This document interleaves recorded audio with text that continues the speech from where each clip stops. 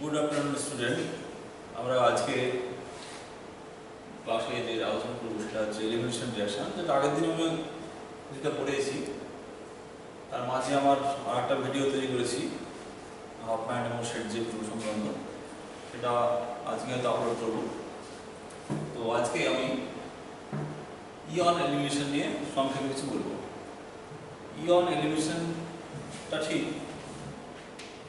SN অনের যেমন আমরা দেখেছি মধ্যবর্তী অবস্থায় কার্বোকার্বন তৈরি করে, ওইরকমই আগের দিন ইউটিউব নিয়ে আলোচনা করেছিলাম।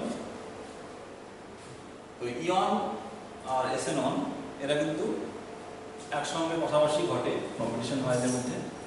তাহলে আমরা দেখি ইয়নটা কি। ইয়নের পুরো নাম হচ্ছে এলিমিনেশন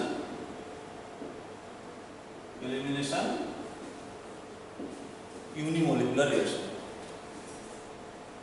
ইউনিমলিকুলার রিঅ্যাকশন মানে এই বিক্রিয়ার আণবিকতা বা মলিকুলারিটি 1, লাইক এসএনন রিঅ্যাকশন। আমরা এসএনন রিঅ্যাকশন দ্বারা দেখেছি। তো আমরা একটা উদাহরণ দিয়ে শুরু করি। ধরা যাক আমরা টারশিয়ারি বিউটাইল ব্রোমাইড, এটা দিয়ে যে শুরু করি আমরা, স্ট্রাকচারটা কিরকম, টারশিয়ারি বিউটাইল ব্রোমাইড। এটা একটা টারশিয়ারি হ্যালাইড। এই টারশিয়ারি হ্যালাইডে যদি আমরা অ্যালকোহল উপস্থিতি যদি ঘটাই, অ্যালকোহল উপস্থিতি মানে এখানে আমরা একটা C2H5OH ইথানল নিলাম। ইথানলের দ্রবণের বিক্রিয়াটা সলভেন্ট হিসেবে ইউজ করতে পারি এটাকে at 55 ডিগ্রি সেন্টিগ্রেড তাপমাত্রা। তাহলে কি ঘটবে? এটা একটা টারশিয়ারি হ্যালাইড, এটা হচ্ছে আলফা কার্বন, এই কার্বনগুলো সব কিন্তু বিটা কার্বন, এবং এখানে মোট 9টা বিটা হাইড্রোজেন আছে, সবগুলো ইকুইভ্যালেন্ট বা সমতুল্য। তো এলিমিনেশন রিঅ্যাকশনে কি হয় যে বিটা হাইড্রোজেনগুলো, বিশেষ করে 1-2 এলিমিনেশন রিঅ্যাকশনে বিটা হাইড্রোজেনগুলো লিভিং গ্রুপের সঙ্গে বেরিয়ে গিয়ে অ্যালকিন তৈরি করে। আমরা এটা জেনেছি। E2 রিঅ্যাকশনে দেখেছিলাম যে বিক্রিয়াটা একধাপে হয় এবং ট্রানজিশন স্টেটস তৈরির মাধ্যমে হয়। এক্ষেত্রে কিন্তু সেরকম হয় না। এক্ষেত্রে এসএনন রিঅ্যাকশনে যেমনটা হয়েছিল যে প্রথমে একটা কার্বোকার্বন তৈরি করবে, অর্থাৎ লিভিং গ্রুপটা বেরিয়ে যাবে, কার্বোকার্বন তৈরি করে পরের স্টেপে নিউক্লিওফাইলের বদলে বিটা হাইড্রোজেনের বেসটা অ্যাটাক করবে। যদি বেস না থাকে সলভেন্টটা বেস হিসেবে কাজ করবে, অ্যাটাক করে এলিমিনেশন ঘটাবে। আমরা এখানে প্রোডাক্টে কি পাবো? আমরা আগেই বলেছি যে এলিমিনেশন এবং সাবস্টিটিউশন রিঅ্যাকশন একসঙ্গেই ঘটে, পাশাপাশি ঘটে। তাহলে এখানে প্রথমে আমরা এটা পেতে পারি E1 এলিমিনেশন আর এসএনন এলিমিনেশন। এটা কিন্তু একসঙ্গে ঘটে, যেটা আলাদা করা খুব মুশকিল। তাহলে আমরা অ্যালকিনের পাশাপাশি কিন্তু একটা সাবস্টিটিউয়েন্ট প্রোডাক্ট পাবো বা প্রতিস্থাপিত প্রোডাক্ট পাবো। এটা এখানে এই কন্ডিশনে অবশ্যই এটা 72% পাওয়া যায়। আর সেই সঙ্গে সঙ্গে কি পাওয়া যায়? একটা অ্যালকিন পাওয়া যায়। ওকে, এটা হচ্ছে অ্যালকিন। এটা প্রায় 28% হয় এই কন্ডিশনে। তো আমরা কি দেখলাম যে সাবস্টিটিউশন রিঅ্যাকশন এবং এলিমিনেশন রিঅ্যাকশন, বিশেষ করে এসএনন এবং ইয়ন, এটা খুব কম্পিটিটিভ ওয়েতে ঘটে। তো মেকানিজমটা কি আমরা দেখি। তো আগে বলেছি এটা ইউনিমলিকুলার রিঅ্যাকশন, তাহলে it depends on substrate, concentration of substrate, অর্থাৎ রেট ডিপেন্ড আমরা লিখতে পারি। কাইনেটিক্সটা কি হবে? K into substrate. সাবস্ট্রেটটা কি আছে এখানে? Tertiary butyl bromide. It doesn't depend on base or nucleophile like SN1 reaction, SN2 reaction. অর্থাৎ এটা শুধুমাত্র সাবস্ট্রেটের উপর ডিপেন্ড করে, সাবস্ট্রেটের কনসেন্ট্রেশনের উপর ডিপেন্ড করে। কোনো ধরনের নিউক্লিওফাইল বা বেস এই ধরনের কোনো কিছু আসবে না এই রিঅ্যাকশনে। তাহলে আমরা প্রথম ধাপে কি দেখব? একবারে হুবহু এসএনন বিক্রিয়া যেমনটা হয় অ্যালকিল হ্যালাইডটা, অর্থাৎ মেকানিজমটা আমরা যদি দেখি সংক্ষেপে, মেকানিজম। তাহলে ফার্স্ট স্টেপে কি হবে? ফার্স্ট স্টেপে হবে জেনারেশন অফ কার্বোকার্বন, অর্থাৎ কার্বোকার্বন তৈরি। এই ধাপটা কিন্তু এই ধাপটা কিন্তু স্লো হবে। ফার্স্ট স্টেপে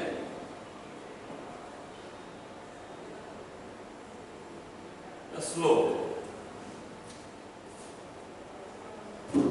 কি তৈরি করবে, একটা কার্বোকার্বন তৈরি করবে, টারশিয়ারি কার্বোকার্বন।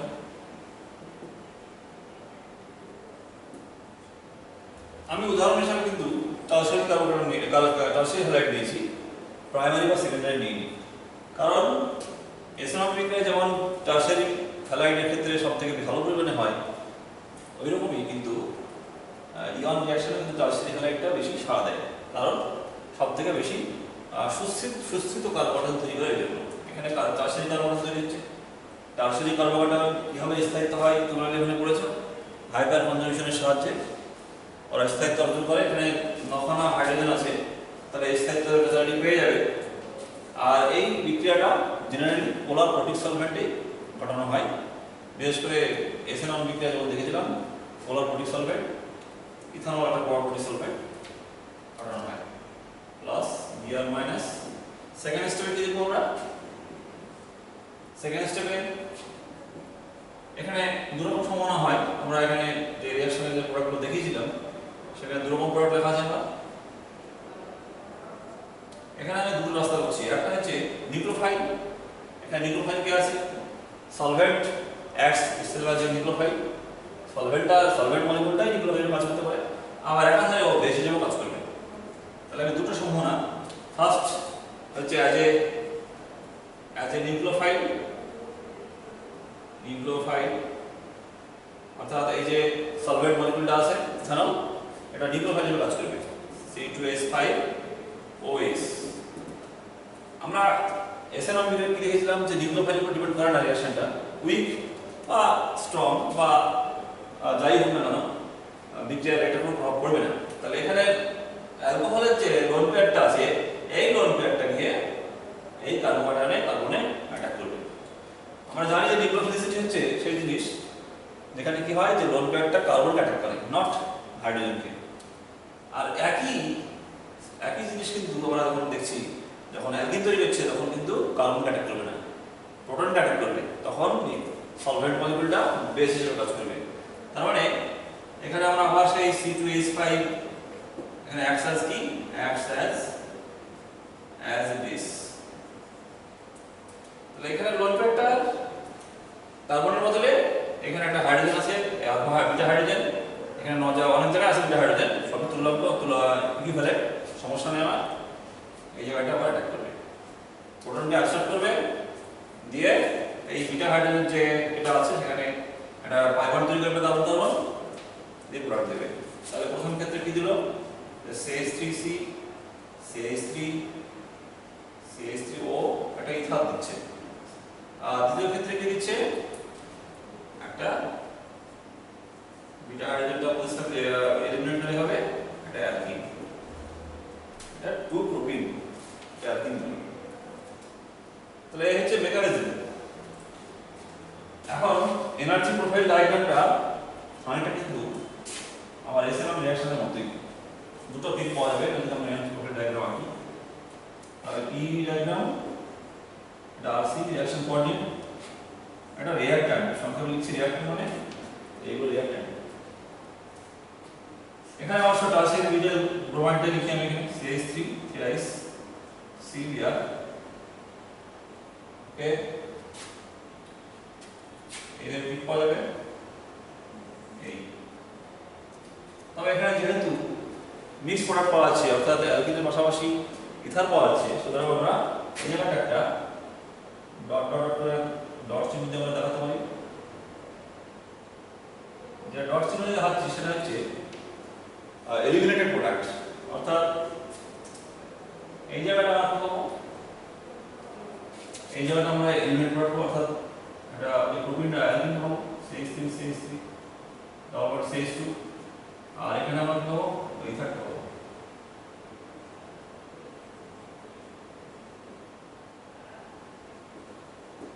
তাহলে এখানে এলিমিনেশন বিক্রিয়া কিন্তু সেকেন্ড পিক যেটা, এটা কিন্তু এটা হচ্ছে কার্বোকার্বন ছিল, কার্বোকার্বনটা কি ছিল, টারশিয়ারি বিউটাইল কার্বোকার্বন ছিল। এইবার কি হলো, দুটো পথে এসে গেল, এনার্জি বেশি এলিমিনেশনে, আর সেই জন্য এলিমিনেশন বিক্রিয়াগুলো হাই টেম্পারেচার হয়, অর্থাৎ তুলনামূলকভাবে প্রতিস্থাপন বিক্রিয়ায় যে তাপমাত্রা লাগে তার চেয়ে একটু বেশি তাপমাত্রা পড়বে। আমি যদি টেম্পারেচারটা আরও বাড়িয়ে দিই তাহলে দেখবে যে এলিমিনেটেড প্রোডাক্টটা বেশি পাওয়া যাবে। কেন বেশি পাওয়া যাবে? আমরা থার্মোডাইনামিক্স পড়েছি, delta G equal delta S minus T delta S. Elimination রিঅ্যাকশনে কি হয়? নাম্বার অফ প্রোডাক্টস বাড়ে, দুটো থেকে তিনটা হয়, আর প্রতিস্থাপন বিক্রিয়ায় নাম্বার অফ প্রোডাক্ট সেম থাকে। তাহলে নাম্বার অফ প্রোডাক্ট হলে এন্ট্রপি বাড়বে, এন্ট্রপি বাড়লে টেম্পারেচার বেশি, টেম্পারেচার কি হয়? ডেল্টা এসটা বেশি নেগেটিভ হবে, ফলে এলিমিনেশন প্রোডাক্টটা বেশি হবে হাই টেম্পারেচার। তো এই হচ্ছে আমার এনার্জি প্রোফাইল ডায়াগ্রাম। এটা স্লো, এখানে দেখতে পাচ্ছ উপরে অ্যাক্টিভেশন এনার্জি অনেকটা বেশি, আর এটা তুলনামূলক ফাস্ট।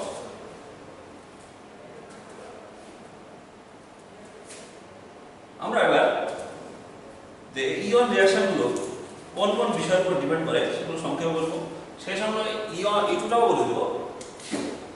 তাহলে তোমাদের বুঝতে সুবিধা হবে যে কোন একটা রিঅ্যাকশন এক্সামিনেশন আসলে কোনটা ইয়ন কোনটা ইটু বুঝতে পারলে আমার প্রোডাক্টটা চিন্তা করা বা আইডেন্টিফাই করার সুবিধা হবে।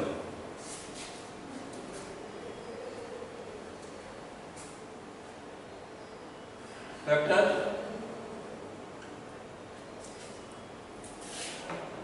affecting the rate of ion reaction. Factor affecting rate of ion and ইটু দুটো একসঙ্গে করে দিই। আগের দিন ইটুটা বলা হয়েছিল প্রথমত। আমরা এখানে বিষয়গুলো বলি। প্রথমে আমরা বলবো স্ট্রাকচার অফ সাবস্ট্রেট। বাংলায় কি হবে? বাংলা হবে সাবস্ট্রেট, সাবস্ট্রেটের গঠন। আমরা এখানে একটা ইয়ন কলম দিলাম, একটা ইটু কলম দিলাম সুবিধার জন্য। কিছু কমন আমাদের কনসেপ্টে আসবে, বিষয় আসবে, কিছু বিষয় থাকবে, পার্থক্য থাকবে। এটা আমরা লিখলাম বেস, নেচার অফ বেস, অর্থাৎ বেসটা কেমন হবে। 3 নম্বর আমরা লিখব nature of living group, living group. আমরা স্লাইডে একটু দেখাবো, তখন একবার রিভিশনটা ঠিক হয়ে যাবে। লিভিং গ্রুপ, লিভিং গ্রুপ মানে যে গ্রুপটা বেরিয়ে যাচ্ছে। নেক্সট কি আসবে? Temperature, temperature.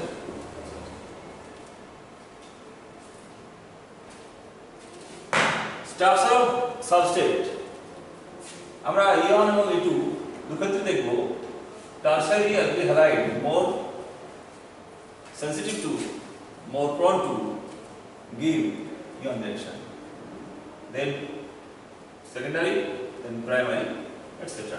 Like ethanol, কারণ ethanol এর মধ্যে কিন্তু এখানে একটা কার্বোহাইড্রেট তৈরি হয়। এই কারণে তৈরি হয়, কার্বোহাইড্রেটটা স্টেবিলিটি পায়, যেগুলো তৈরি হয়। টারশারি কার্বোহাইড্রেটটা বেশি স্টেবল, ফলে বেশি বেশি তৈরি হয়, ফলে রিঅ্যাকশন রেট বাড়বে। তো টারশারি কার্বোহাইড্রেটের ক্ষেত্রে, টারশারি হ্যালাইডের ক্ষেত্রে আমার ইয়নটা বেশি দেবে। ইটু রিঅ্যাকশনটা আমাদের ইটু রিঅ্যাকশনের ক্ষেত্রে একই জিনিস হবে, টারশারির ক্ষেত্রে রেটটা বেশি হবে, তারপরে সেকেন্ডারি, তারপরে প্রাইমারি। টারশারির ক্ষেত্রে বেশি হওয়ার কারণটা হচ্ছে আমরা আগের দিন ইটু রিঅ্যাকশনে দেখেছিলাম যে ট্রানজিশন স্টেট তৈরির মাধ্যমে, অর্থাৎ এক ধাপ সম্পন্ন হয়। ব্যাপারটা এরকম, সংখ্যা যদি আমার পাশে দেখিয়ে দিই, তাহলে এই হচ্ছে আমার লিভিং গ্রুপ। এরকম একটা ট্রানজিশন স্টেট তৈরি হবে, আর বিআর আছে এখানে, আমার এখানে CH2 আছে, এখানে আর আছে, আর এখানে একটা বিটা হাইড্রোজেন আছে, এই হাইড্রোজেনটা বিটা হাইড্রোজেন, আর এখানে বায়োমার তৈরি হচ্ছে। তাহলে এই হাইড্রোজেন আর এই ব্রোমিন আমরা আগে বলেছি অ্যান্টিবায়োটিক ডিনামিনেশন থেকে এরা প্রতিস্থাপিত এলিমিনেট হয়। তাহলে এটা ট্রানজিশন স্টেট। তাহলে এখানে যত বেশি প্রতিস্থাপন ঘটবে এই কার্বনটা এবং বা এই কার্বনটা আলফা বা বিটা ব্রাঞ্চিং যত বেশি হবে, তত কি হবে? তত এই ট্রানজিশন স্টেটটা, অর্থাৎ অ্যালকিন লাইক ক্যারেক্টারটা তত বেশি স্টেবল হবে। তোমরা হাইপার কনজুগেশনের সাহায্যে স্টেবিলিটি অফ অ্যালকিন পড়েছো, যে কি হবে স্টেবিলিটি অফ অ্যালকিন হয়। এখানে যদি মিথাইল গ্রুপ থাকে বা এই পাশে যদি মিথাইল গ্রুপ থাকে, সেই মিথাইল গ্রুপগুলো বাই হাইপার কনজুগেশনের সাহায্যে এই ট্রানজিশন স্টেট, অর্থাৎ অ্যালকিন লাইক ক্যারেক্টারকে বেশি স্টেবল দিবে, ফলে সেই কারণে বলা হচ্ছে যে টারশিয়ারি হ্যালাইডগুলোর ক্ষেত্রে এইটা সবথেকে ভালো হবে। নেক্সট সেকেন্ডারি, দেন প্রাইমারি। বেস, বেসটা আমরা আগেই বলেছি যে এসএনএম বা ইয়ন রিঅ্যাকশনের ক্ষেত্রে রেট অফ রিঅ্যাকশনটা কি হয় k into substrate, only substrate, not nucleophile. Similarly ইয়নের ক্ষেত্রে তাই কোনো ধরনের বেসের উপর ডিপেন্ড করে না। তাহলে এখানে উইক বেস বা উইক স্ট্রং বেস যা আছে না, স্ট্রং বেস হলেই সেটা চলে যাবে ইটুর দিকে যদি অন্যান্য ফ্যাক্টর একই থাকে। তাহলে আমরা বলতে পারি উইক বেস হলে আর যদি স্ট্রং বেস হয়, স্ট্রং বেসের ক্ষেত্রে আমরা একটু বেশি দিবে, অর্থাৎ যদি দেখা গেল কম্পিটিশনের জন্য ইয়নরা একটু কোনটা বেশি দিবে, যদি স্ট্রং বেস থাকে সিস্টেমে তাহলে অবশ্যই একটু দেবে। কারণ রেট অফ রিঅ্যাকশন অর্থাৎ ইটু রিঅ্যাকশন ক্ষেত্রে দিয়েছিলাম k into substrate into base, তাহলে বেস যত বেশি স্ট্রং হবে রেট অফ রিঅ্যাকশন বাড়বে, এটা খেয়াল রাখতে হবে।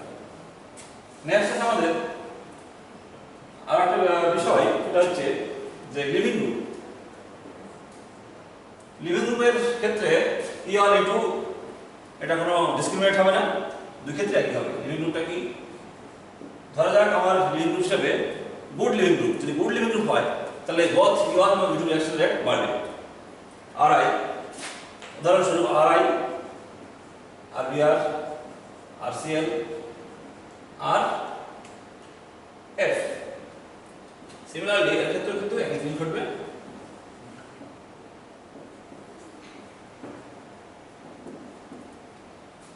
তাহলে দুই ক্ষেত্রে কিন্তু গুড লিভিং গ্রুপ কি হয়, কারণ একটা ক্ষেত্রে কার্বোকাটায়ন তৈরি হবে, কার্বোকাটায়ন তৈরি হলে যত সহজে তৈরি হবে, কত সহজে তৈরি হবে, যদি লিভিং গ্রুপটা ভালো হয় তাহলে তাড়াতাড়ি কার্বোকাটায়ন তৈরি হবে। অন্যদিকে ট্রানজিস্টরটা ভালো হবে যদি এই লিভিং গ্রুপটা তাড়াতাড়ি বেরিয়ে যায়। তাহলে সেই কারণে ভালো লিভিং গ্রুপের উপস্থিতিতে ইয়ন এবং ইটু দুটো রিঅ্যাকশনই ভালোভাবে ঘটে। যদি দেখা যায় যে কোনো ক্ষেত্রে অনেক সময় উইক লিভিং গ্রুপ থাকে, সেক্ষেত্রে আমরা ওটাকে কনভার্ট করতে পারি স্ট্রং লিভিং গ্রুপে, করে নিয়ে আমরা ওটা এলিমিনেট করতে পারি। যেমন যদি OH গ্রুপ, ধরো অ্যালকোহলগুলো জেনারেলি যদি অ্যালকোহল থাকে জেনারেলি ইয়ন রিঅ্যাকশনটা ভালো হয় এর তুলনায়, অর্থাৎ OH গ্রুপটা ব্যাড লিভিং গ্রুপ। তাহলে ব্যাড লিভিং গ্রুপ হলে কি হবে, যে আমরা দেখবো যে ইটুটা পজিটিভ যাবে না। টেম্পারেচার আগে বলেছি যে বেশি টেম্পারেচার এখানে আমি প্রতিস্থাপন এবং এলিভেশন রিঅ্যাকশন তাপমাত্রা উপর ডিপেন্ড করবে। এলিভেশন রিঅ্যাকশনটা অর্থাৎ তাপমাত্রার সাথে বুঝতে পারবো এলিভেশন হবে না প্রতিস্থাপন হবে। উদাহরণস্বরূপ আমি যদি এখানে একটা বিক্রিয়া দেখাচ্ছি,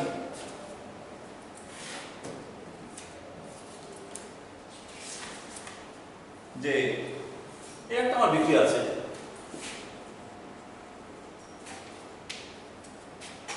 এই একটা বিক্রিয়া আছে, এখানে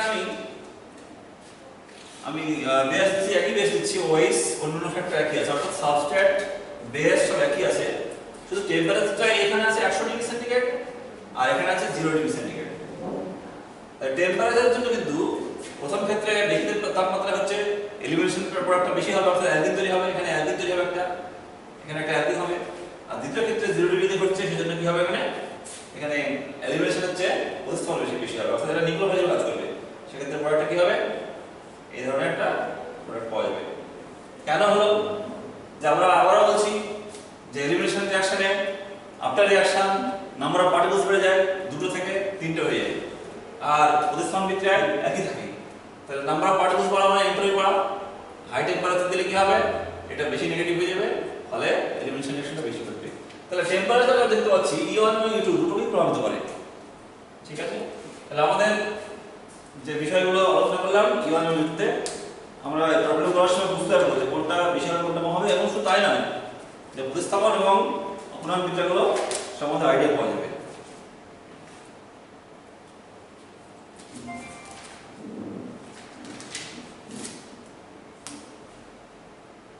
নেক্সট বিষয় আমরা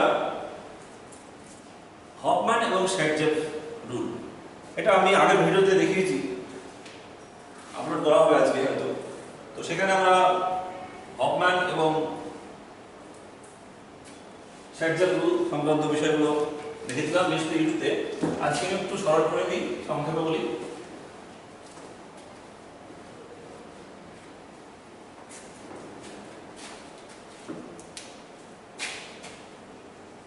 শেরজার and Hoffman rules regarding limitation direction।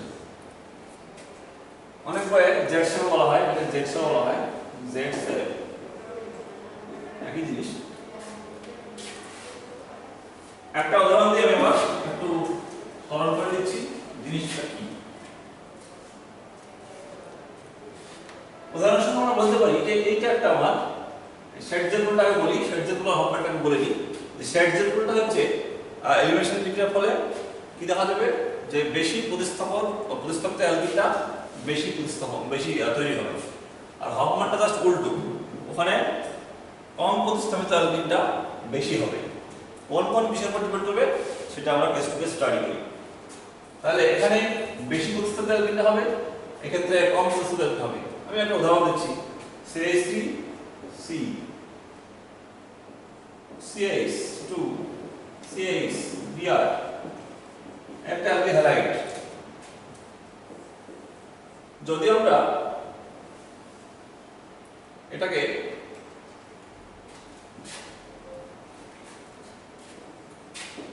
ইথাকসাইড base দিই, হিট দিই, তাহলে কি হবে? আমি ধরে নিচ্ছি এলিমিনেশন রিঅ্যাকশনটা হচ্ছে, তাহলে কি হবে? H3C CH double bond CH single bond CH3 plus H3C CH2 CH single bond CH2।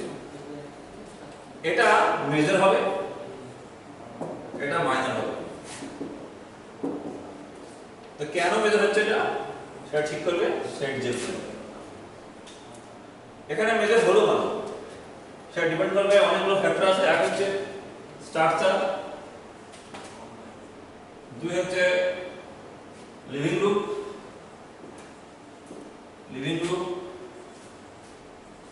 তিন হচ্ছে বেস।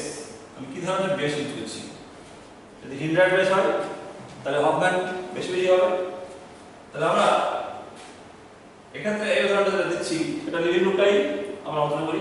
এখানে ব্রোমিন আছে লিভিং গ্রুপটা। তো দেখা গেছে নিউট্রাল বা নিষ্ক্রিয় যদি কোনো লিভিং গ্রুপ থাকে তাহলে মেজর প্রোডাক্ট হফম্যানটাই হয়, সব বেশি প্রতিস্থাপিত শেরজারটা হয়, বেশি প্রতিস্থাপিত হয়। এটা বেশি প্রতিস্থাপিত, এটা কম প্রতিস্থাপিত, এটা বেশি প্রতিস্থাপিত। কারণ এই কারণটা দেখো, এখানে একটা মিথাইল গ্রুপ আছে একটা হাইড্রোজেনের বদলে, এখানে একটা আছে, এখানে একটা ইথাইল গ্রুপ আছে, আর এই কার্বনে কিন্তু কোনো প্রতিস্থাপিত অ্যালকিল গ্রুপ নাই, অর্থাৎ এখানে শুধুমাত্র হাইড্রোজেন আছে। এই জায়গাটা শুধু হাইড্রোজেন আছে, এই জায়গাটা কিন্তু একটা মিথাইল গ্রুপ আছে। তাহলে এটা বেশি প্রতিস্থাপিত, এটা কম প্রতিস্থাপিত। বেশি প্রতিস্থাপিত অ্যালকিনগুলি বেশি সুস্থিত হয় কেন? আমরা একটু পিছনে ফিরে যাই, H2CH এটা বিটা হাইড্রোজেন এর সাপেক্ষে, তাহলে এই পাই বন্ড আছে আমার CH3, এই হাইড্রোজেনের সঙ্গে এই পাই বন্ডটা একটা রেজোন্যান্স করে, সেটাকে বলা হয় নন বন্ডেড রেজোন্যান্স। ক্লাস 11 ছিল, তাহলে এরকম রেজোন্যান্স করলে কি হবে, এই ধরনের একটা আমার একটা স্ট্রাকচার পাওয়া যাবে। ঠিক আছে, তো এরকম যতগুলো হাইড্রোজেন থাকবে বিটা হাইড্রোজেন, ততগুলো স্ট্রাকচার পাওয়া যাবে। যত বেশি পাওয়া যাবে তত বেশি স্টেবল হবে। অর্থাৎ এখানে যদি আরো আমরা মিথাইল গ্রুপ দিতে পারতাম তাহলে এই অ্যালকিনটা আরো বেশি স্থায়িত্ব হতো, তাহলে আরো বেশি তৈরি হতো। তাহলে একটা ব্যাপার, তাহলে স্ট্রাকচার আমরা দেখতে পাচ্ছি এবং লিভিং গ্রুপ দুটো হয়ে গেল ওখানে, যে যত বেশি বিটা হাইড্রোজেনের জায়গায় বিটা কার্বনে যত বেশি প্রতিস্থাপিত অ্যালকিল গ্রুপ থাকবে তত বেশি শেরজার প্রোডাক্টটা দেবে। মেকানিজমটা কি আগের ভিডিওতে আমি দেখিয়েছি। মেকানিজমটা হচ্ছে ট্রানজিশন স্টেট হয়, এটা ফলো করে ইকুইলিব্রিয়েশন। আমরা এখানে CH এখানে আলফা আর বিটা, অর্থাৎ H3C সিঙ্গেল বন্ড CH, এখানে একটা হাইড্রোজেন দ্বারা চালু হবে। এই জায়গাটা আমরা এভাবে দেখাই, এখানে আমাদের কি আছে, ETO আছে, বেস আছে। এবার লোড পেয়ার দিয়ে এখানে অ্যাটাক করবে, এই হাইড্রোজেনটা ইলেকট্রন ছেড়ে দিয়ে এখানে একটা পাই বন্ড তৈরি করার চেষ্টা করবে, আর লিভিং গ্রুপটা সেই মুহূর্তে ছেড়ে যাবে। This is transition state. তাহলে এই ট্রানজিশন স্টেটে যত বেশি অ্যালকিল গ্রুপ থাকবে, যত বেশি মিথাইল গ্রুপ থাকবে, তত বেশি এই ট্রানজিশন স্টেটটা স্টেবল হবে, ফলে বেশি প্রোডাক্ট দেবে। এটাই হচ্ছে মেকানিজম। নেক্সট কি তৈরি হবে তাহলে? তৈরি হবে আমাদের সেট জেড প্রোডাক্ট বেশি বেশি। তাহলে বেশি প্রতিস্থাপিত অ্যালকিন ওই কারণে তৈরি হয়। এবার আমরা সংক্ষেপে হফম্যানটা বলি। হফম্যান প্রোডাক্টটা কখন বেশি বেশি হবে? আমাদের এই স্ট্রাকচারটা অলরেডি আছে। Structure depending on structure, living group, base সবগুলো বিষয়ের উপরে ডিপেন্ড করবে। তাহলে CH2 CH N CH3 যদি লিভিং গ্রুপ হিসেবে যদি কোনো আধানযুক্ত লিভিং গ্রুপ থাকে, অর্থাৎ এরকম ধরনের living group NR3 plus SR2 plus বা খুব ব্যাড লিভিং গ্রুপ থাকে, তাহলে সেক্ষেত্রে দেখা যায় যে ট্রানজিশন স্টেটটা অ্যালকিন লাইক ক্যারেক্টার হয় না। কি ক্যারেক্টার হয়? কার্বনিয়াম লাইক ক্যারেক্টার হয়। অর্থাৎ একটা কার্বনিয়াম তৈরি হবে ট্রানজিশন স্টেটে। যদিও এটা একটু রিঅ্যাকশন আমাদের ইয়নের ক্ষেত্রে এটা দেখা যেতে পারে। তাহলে কার্বনিয়াম লাইক ক্যারেক্টার মানে অর্থাৎ বিটা এখানে হাইড্রোজেন কটা আছে? এখানে বিটা হাইড্রোজেন দুটো আছে। দুটো মানে এখানে একটা এখানে একটা, অলরেডি এগুলো তো তিনটে দুটো আছে, পাঁচটা আছে মোট, কিন্তু এলিমিনেট হবে কিন্তু দুটো, যে কোনো দুটোর মধ্যে একটা, এখানে একটা অথবা এখানে একটা।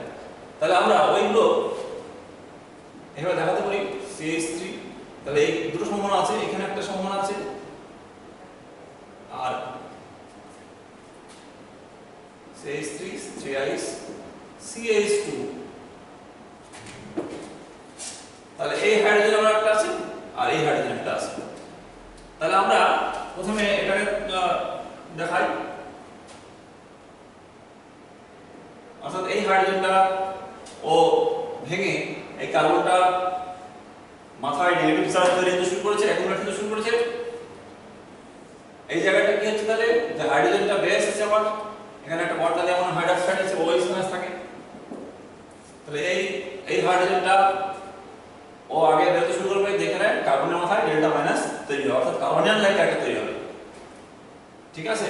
আরেকটা হতে পারে কি? এটা 1। আরেকটা হতে পারে সম্ভাবনা এই হাইড্রোজেন তো আছে, এই হাইড্রোজেন এরকম করতে পারে CHN CH3। এই দুই রকম সম্ভাবনা। এখন কোনটা বেশি তৈরি হবে সেটা ডিপেন্ড করবে কোন হাইড্রোজেনটা বেশি অ্যাসিডিক। যে হাইড্রোজেনটা বেশি অ্যাসিডিক সেটা আগে কার্বন তৈরি করবে। তাহলে এই দুটোর মধ্যে একটু দেখি কে বেশি অ্যাসিডিক। এই দুটোর মধ্যে এটা বেশি অ্যাসিডিক। কেন? এখানে মিথাইল গ্রুপ থাকার জন্য কি হচ্ছে? বেশি প্রতিস্থাপিত যদি মিথাইল গ্রুপ নিই আমি, সেক্ষেত্রে কি হবে? যে মিথাইল গ্রুপগুলো প্লাস আইফেক্টের জন্য এই কার্বনের পজিটিভ ক্যারেক্টারটা কমিয়ে দিবে, অর্থাৎ এই কার্বন হাইড্রোজেনটা অ্যাসিডিটি কমে যাবে। অ্যাসিডিটি কমলে তাড়াতাড়ি ভাঙবে না, তাহলে যে আগে ভাঙবে সেটা বেশি তৈরি হবে। তাহলে কার্বনের ক্যারেক্টারটা কার বেশি, এটা তৈরি হলো। এবং শুধু তাই নয়, যদি কার্বনের ক্যারেক্টারটা স্টেবল হয় কোনো গ্রুপ দ্বারা, যেমন এখানে ইলেকট্রোনিক গ্রুপ যদি দিই আমি, সেক্ষেত্রে স্থায়িত্ব বাড়বে কার্বনের ক্যারেক্টারে, তাহলে আমাদের এইটা বেশি তৈরি হবে। অর্থাৎ 1 is formed greater than, or formation of 1 is greater than formation of 2। সুতরাং আমরা হফম্যান ডেরিভেশন যখন দেখব আমরা, তখন প্রোডাক্ট লিখব আমরা এই জিনিসটা পাবো আমরা CH2, অর্থাৎ কম প্রতিস্থাপিত অ্যালকিনটা বেশি পাওয়া যাবে। এটাও পাওয়া যাবে, তবে এটা কম, এটা মাইনর হয়ে যাবে। অর্থাৎ এটা মাইনর, এটা মেজর। কেন হলো এটা? যে কার্বনিয়াম লাইক স্ট্রাকচার যেটা বেশি বেশি তৈরি হলো সেটাই প্রোডাক্টটা বেশি দেবে, মেজর প্রোডাক্ট। তাহলে এই ছিল আমাদের হফম্যান এবং জেড শেপ বা শেড জেড গ্রুপস। তাহলে আমরা লিভিং গ্রুপের ব্যাপারটা বললাম। বেস, আবার অনেক সময় দেখা যায় যে বেসের গঠনের উপর ডিপেন্ড করে যে কোনো সাবস্ট্রেট হফম্যান দেবে না শেড জেড বা জেড শেপ দেবে। আমরা যদি এটা আগে দেখি, একটা সাইক্লিক কম্পাউন্ড, আমরা এখানে একটা মিথাইল গ্রুপ ধরে নিই, আর এই জায়গাটা আবার আছে ব্রোমিন আছে। তাহলে যদি আমরা ইটিও দিই, আমি দুটো কেস বলছি, বেসের উপর আমরা ডিপেন্ড করে বললাম কিছুক্ষণ আগে। যদি আমরা ইটিও দিই, অর্থাৎ লেস হিন্ডার্ড বেস, সেটাকে বলা less hindered base, normal base. আর আরেকটা কেস কি দিচ্ছি আমরা? পটাশিয়াম টার্ট বিউটাইল অর্থাৎ KO CH3 3Is। এর স্ট্রাকচারটা এরকম, টারশিয়ারি বিউটাক্সাইড আর পটাশিয়াম লবণ মাইনাস প্লাস। তো এটা সাইজ অনেকটা বড়, এর চেয়ে অনেক বেশি। তাহলে এর কোথায় যাবে? কোন হাইড্রোজেনটা নেবে? এখানে বিটা হাইড্রোজেন আছে আমার, যে কোনো একটা একই ব্যাপার ইকুইভ্যালেন্ট। আরেকটা জায়গায় বিটা হাইড্রোজেন আছে, এই জায়গায় মিথাইল গ্রুপের সঙ্গে একটা বিটা হাইড্রোজেন আছে। তো এই তিনটের মধ্যে কোনটা যাবে, কোনটা বেশি তাড়াতাড়ি যাবে? যেটা বেশি হিন্ডার্ড অর্থাৎ যেটা বেশি ক্রাউডিং আছে যে হাইড্রোজেন সেটা যাবে না, যেখানে কম ক্রাউডিং সেখানে বেশি যাবে। কোন ক্ষেত্রে যাবে? এই ক্ষেত্রে। অর্থাৎ যদি আমরা বড় বেস ইউজ করি বা হিন্ডার্ড বেস ইউজ করি তাহলে এই বেসটা এখানে যাবে, কারণ এখানে যেতে পারবে না, বড় বড় গ্রুপ আছে অর্থাৎ এখানে ক্রাউডিং বেশি। আর যেটা স্মল বেস দিচ্ছি সেটা কিন্তু এখানে বেশি যাবে। অর্থাৎ এক্ষেত্রে যা পাওয়া যাবে শেডজেল বা জেটসেল প্রোডাক্ট কেমন হবে? মিথাইল গ্রুপটা থাকবে এখানে আর এখানে বন্ড হবে। যদি এটা যায় তাহলে এখানে বন্ড হবে, একই ব্যাপার। আর এই বেসটা দিলে কি হবে? এই বেসটা দিলে লেস হিন্ডার্ড পজিশনে অ্যাটাক করবে, অর্থাৎ স্ট্রাকচারটা প্রোডাক্টটা কেমন হবে? এরকম হবে। তাহলে আমরা আরেকটা কেস নেব, স্ট্রাকচারের একটা উদাহরণ দিই, যেটা শেষ করছি। স্ট্রাকচারের উপর ডিপেন্ড করে হফম্যান দেবে না শেড দেবে। যেমন এই প্রোডাক্ট, এই যদি দেখি আমরা CH2 CH3 CH3Br, এখানে আমরা একটা রকম আমরা পটাশিয়াম কার্বন অক্সাইড দিচ্ছি বা আমরা ইটিও দিচ্ছি।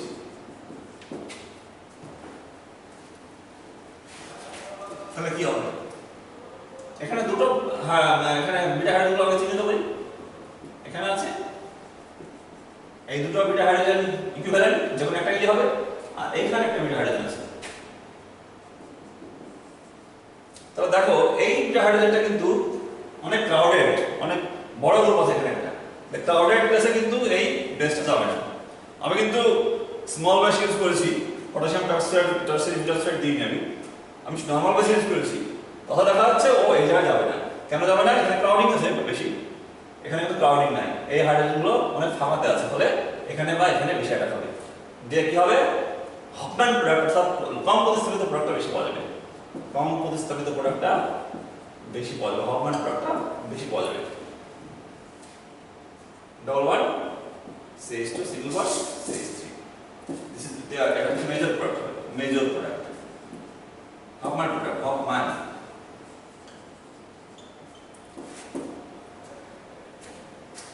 ঠিক আছে, এরপরের সেশনে আমি পরের বিষয়টা দেখব যে SN1 SN2 ইয়ন E2 কম্পিটিশন গুলো কিভাবে হয় দেখব।